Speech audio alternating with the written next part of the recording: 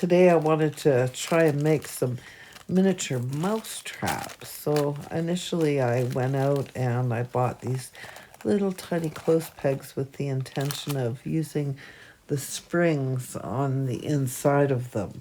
See, as you can see here, I'm gonna try and pull it apart and have a look at these springs, but unfortunately, I found that they were just way too large for my purposes. So I really, really wanted to try and make these into 124 scale Mousetraps. I think they're more like 124 scale rat traps, but that's okay. They still turned out pretty cute. So my intention was to use these little springs, but as you can see, I think they're just a little bit too big for my purposes. So I decided, okay, well, maybe I'll have to try and make my own springs. So I brought out the crafting wire and a toothpick, and I did 3 turns over the toothpick. And I'll show you this a couple of times because it's really hard to film. So I went around it 3 times, and then I spread the ends out and tried to make them as flat and even as possible. And then I cut them off and bent them at the end like a little square, the way it would look in a mouse trap.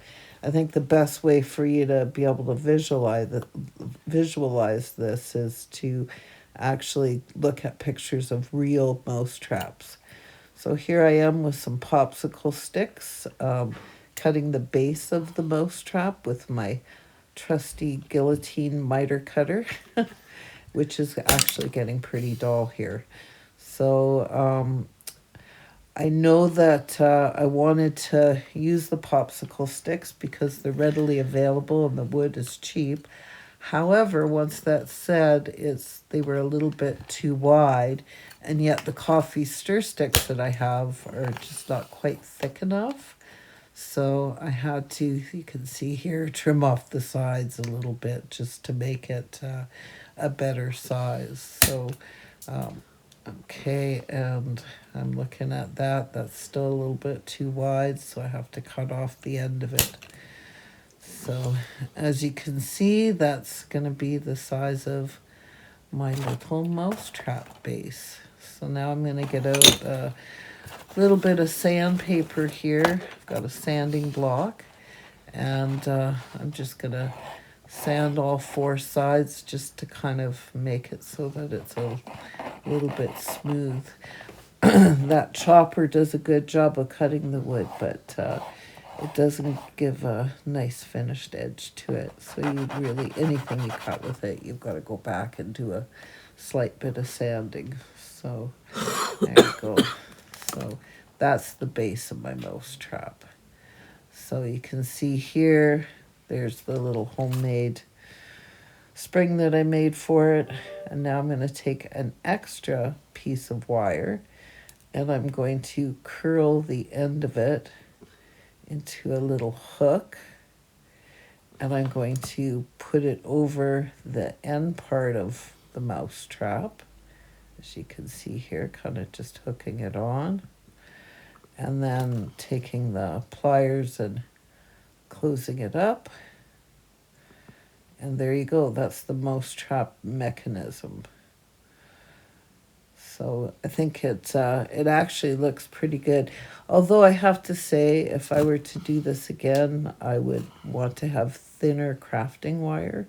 But you use what you got. So yeah, I think thinner wire would have been more to scale. So now here I've got, once again, the metal from a tea light candle, which I'm cutting into a tiny square to put where the cheese would be, just to simulate that. So it's just a tiniest little square that I'll glue down on the other side of the mouse trap.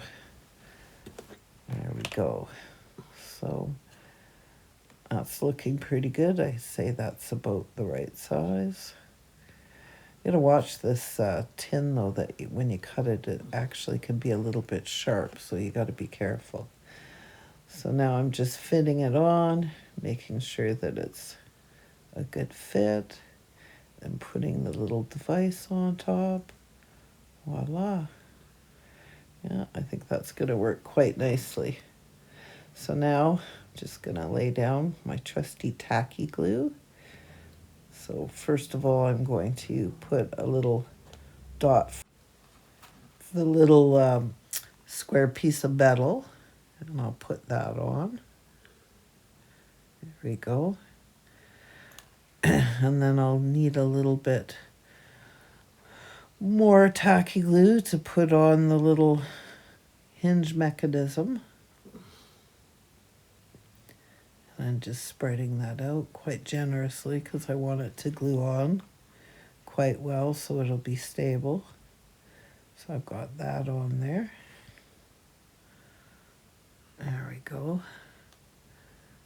And just kind of adjusting things just to make sure that everything is on there nice and balanced, because once it's glued down, well, it's pretty hard to move it around. Now I've got a very, very fine tipped black pen, and I'm writing the word Victor on the end of it, because I think that's the brand that most of us know when you think about mousetraps. So there you go.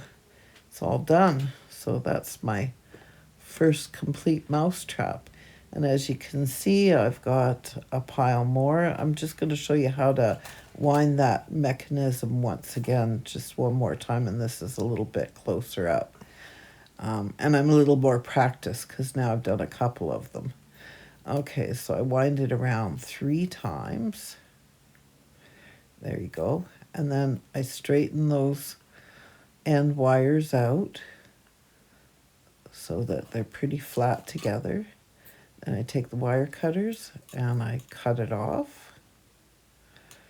And as you can see, I've got them almost cut. Helps if I have the pliers the right way around. There you go. So I'm going to give it a good cut. And bed the excess wire off. And as you can see there, the wires are completely aligned. And then I'm just going to bend them into a square like the one here on the other side. So, yeah, just to make sure it's nice and tight. Okay, so now I've got all the little wire pieces done. And as you can see, like, look at the difference in size between the one that came off of that little clothespin. So it is significantly smaller. So now again, I'm just doing the little crossbar that hangs off of the spring piece. So again, I'm making a little loop. As you can see, I'm threading it through the square end that I had bent. I'm closing it off and measuring it out so that it can, yeah, I think I'm straightening it a little bit here. So I'm just kind of bending it up slightly, trimming it off. And then, of course, that will flip over backwards to make the mouse trap. There you go. So it's pretty easy to do. The first one or two were more difficult. As I did more, it got easier. And so I think they look pretty good. They're fairly realistic looking. But I think they just need a little bit of more color to them in order to make them look that much more realistic. So I got out some medium brown paint and I just kind of dry brushed them just to give them a little bit of age. Just like they've maybe been out in the barn for a couple of years. So just kind of adding just a little bit of color to the sides of the base. Just, not painting them in totally, just kind of using a fairly dry brush. Just giving it just a little bit of age. You can see there that kind of makes them look a little bit more realistic, in my opinion. The nice thing about using that crafting wire as opposed to using the springs out of the clothes pegs, though, is the crafting wire that I had is a gunmetal color. So it's kind of already got a little bit of an antique-y look to it. So I didn't have to do anything to age the wiring on it, which I would have had to do had I used the clothes peg hardware. So there you go. That's the finished product. Might have to make some cheese to put in them. So I just think they're kind of a cute little addition. Well, thank you very much for watching. Please subscribe and hit that like button. And please leave comments, guys.